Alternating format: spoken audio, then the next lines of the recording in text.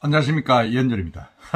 지금 뭐 대선판이 초장부터 시끄럽습니다. 지금 D-100일이 이제 지나고 D-98인데 민주당은 지금 뭐 이재명 후보가 참 회심의 역작으로 1회 영입한, 처음으로 영입한 1회로 영입한 상임선대본위원장이 조동현 서경대학 교수 39세 육사 출신이고 아주 뭐 그 미인이고 아주 똑똑하게 보이던 양반인데, 근데 이 분이 결혼 시절에 혼외자 아들을 낳아가지고 지금 뭐 또 말썽이 되고 있습니다. 혼인 중에 다른 남자의 아들을 빼가지고 키웠다는 거죠. 그러니까 그건 뭐 불륜에다 뭐 그건 뭐 도덕적으로 말이 안 되죠. 말이 안 되고, 그래서 지금 뭐 당내에서도 빨리 사퇴하라는 이야기도 많고 그 책임 문제가 지금 왈가왈부하고 있습니다.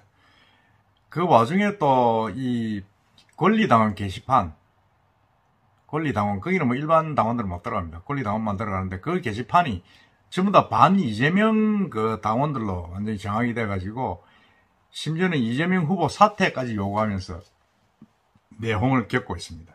그래서 결국은 당에서 그 권리당원 게시판을 잠정 폐쇄를 했습니다. 잠정 폐쇄했다 하지만 그건 뭐 영원히 폐쇄한 거죠. 그러다 보니까 또 당원들이 이재명 독재냐, 뭐 이게 민주당의 어떤 민주정치냐, 뭐 이렇게 또 반발이 많고 좀 항의가 많습니다. 참 민주당도 참 그야말로 민주적으로 해야 되는데, 제가 유튜브에서도 말씀드렸습니다만 참 이게 쉽지가 않습니다. 쉽지가 않은데 국민의힘도 마찬가지입니다. 국민의힘은 지금 그 김종인 뭐 총괄 상임 선대본부장으로 위원장으로 모실라 했는데 그게 안 됐죠.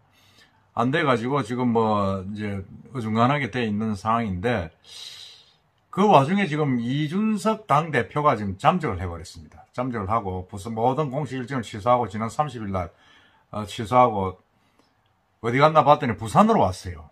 부산에 와가지고 그 지금 뭐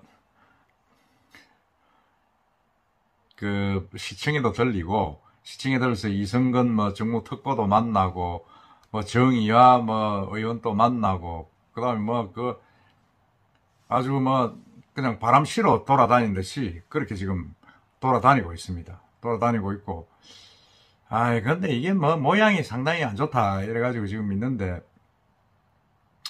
상당히 뭐 그래도 뭐 어찌하겠습니까? 이게 지금 뭐 자명해가지고 지금 계속 3일째 지금 다니고 있는데 이걸 뭐 어떻게 말할 수도 없고, 그 대표로서의 입장을 좀 상당히 좀 자기로서는 좀 뭔가 내 보이겠다 지금 그렇게 이야기를 하고 있죠. 이야기를 하고 있으면서 일부에서는 이제 제2의 옥새 들고 나르새가 아니냐, 옥새 들고 나르새는 여러분 알다시피 김무성 당시 새누리당 대표가 그 국회의원 공천 둘러싸고 친박 의원들이 막 대구 경북 출신이죠. 전행을 휘두르니까 거기에 한거해가지고 부산으로 다시 왔던 그런 사건입니다.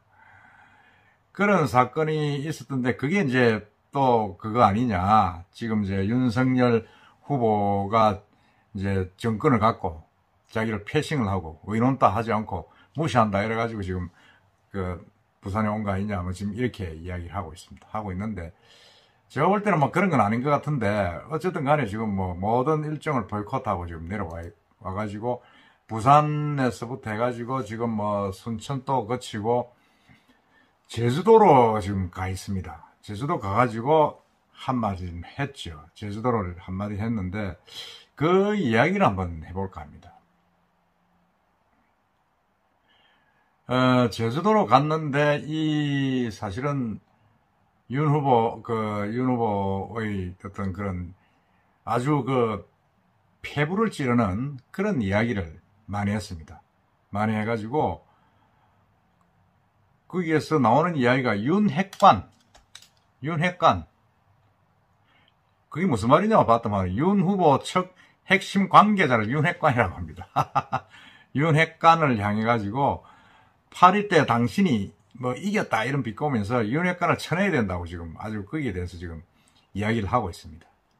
제주 4.3 평화원 참배 후에 이제 모 방송사와 이제 화상 인터뷰를 하고 기자회견을 한 자리에서 또 그런 말을 했죠. 이 윤 후보가 이준석 대표가 자명을 관련하니까 본인도 조금 리프레시 했으면 한다. 좀 쉬고 그리고 올라오면 뭐 다시 일을 하면 되지 않겠느냐 이래 이야기했더니 적어도 나는 이 이준석 당대표는 윤 후보에게 배려받을 위치에 있는 사람이 아니다. 그렇게 하면서 당대표는 적어도 대통령 후보의 부하는 아니다. 대통령 후보 또는 대통령이 당을 수직적으로 관리하던 게 관리했다 그러면 이제 그걸 깨는 게 맞다. 그게 윤 후보가 해야 될 신선함의 첫걸음이다. 뭐 이렇게 지금 경면 반박을 했습니다. 그거는 이렇게 볼 수 있죠. 옛날에 지난 국정감사 때 당시 윤석열 검찰총장이 추미애 법무장관과 한참 각을 세우고 싸울 때 검찰총장은 장관의 부하가 아닙니다. 뭐 이렇게 이야기한 기억이 있죠. 그와 같은 그걸 뭐 패러디한 거 아니냐 그렇게 이야기하고 있습니다. 그러면서 이제 그 윤핵관 인사들에 대한 불쾌한 감정들을 감추지 않았는데 이 대표는 제가 선의로 당대표가 직접 선대위 홍보 미디어 본부장 직위를 맡아가면서 책임을 지겠다고 했는데 그 윤핵관들이 저 보고 그러니까 이 대표 보고 홍보비를 해먹으려 한다. 그러니까 홍보위원장 맡은 거는 홍보비를 어떻게 뭐 적당히 해먹으려고 한다. 이런 식으로 당대표로 깎아내리는 사람들이 있었다. 공식적으로 그걸 이야기를 했다. 그런 인식을 가진 사람들이 후보 주변에 있어가지고는 선거를 이길 수 없다. 이렇게 비판을 했습니다. 이어서 본인은 숨어서 장난치고 호가호위하는 건데 윤핵관이 그렇다는 겁니다. 윤핵관. 저는 그런 실패한 대통령 후보, 실패한 대통령을 만드는데 일조하지 않겠다. 이렇게 하면서 아주 뭐 크게 반발을 했습니다. 이건 제가 볼 때도 이건 뭐 윤핵관이라는 인사 뭐 대충 보면 압니다. 윤핵관이 보면 뭐 가장 머리 큰 윤핵관은 김병준 뭐 상임선대위원장이죠. 그 다음에 김한길 그 외에 여러 이제 전현직 국회의원들 아주 뭐 10여 년, 15년 전에 된 사람들도 지금 나와 있지 않습니까? 그런 사람들. 그리고 지금 현재 국회의원 한 60여 명이 지금 윤 캠프에 들어가 있고, 그 다음에 그 캠프 사람 수만 해도, 참모만 해도 한 300명이 된다고 합니다. 이렇게 아주 거대한 캠프에 전부 다 서로 들어가려고 지금 완전히 힘을 쓰고 있죠. 왜냐면 그렇게 되면 정권을 잡으면 그 인수위에 들어가게 되고 인수위에 들어가면 청와대나 내각에 한자를 할 수 있게 되죠. 그러니까 지금 이 선거 캠프에 들어가지 않으면 그런 연결고리를 끊어지니까 무조건 길을 쓰고 이제 거기에 윤 후보하고 이런 인간관계 뭐 여러 가지 선을 대서 지금 한자리 하려는 거죠. 하려는 것 대해서 이제 김종인 후보도 그랬고 하이네다 그랬고 이 이준석 대표도 지금 파리따락 하면서 지금 그걸 정리를 하라고 지금 요구를 하고 있는 겁니다. 그러니까 이 대표가 후보가 배석한 자리에서 이준석이 홍보비를 해먹으려 한다는 취지로 발언을 한 인사가 있었는데 이 인사는 인사조치를 해야 된다. 아마 후보가 잘 아실 것이다. 그렇게 이야기를 했습니다. 그러니까 이 인사조치를 하라고 요구를 한 거죠. 요구를 하지 않으면 앞으로 어떻게 될지 모르겠지만 요구를 하고 있고 모욕적인 언사에 대해서 앞으로 구체적으로 지적할 것이다. 그렇게 이야기했습니다. 가능하면 인사조치를 하고 문제를 정리를 해달라 그렇게 요구를 했습니다. 그리고 윤핵관이 누구인지를 묻자 다 아시겠지만 여러 명이다.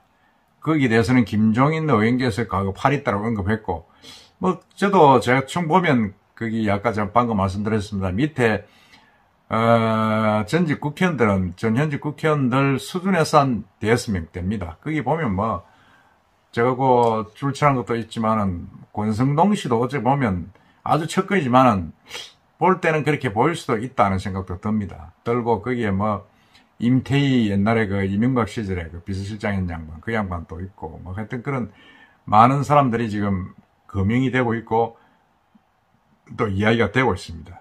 그 부분들은 뭐 실명으로 다 나올 수는 없지만 대충 그렇게 지금 조직도에서 나오는 실명으로 나올 수 있는 사람들은 다 그렇게 연루된다고 보면 됩니다.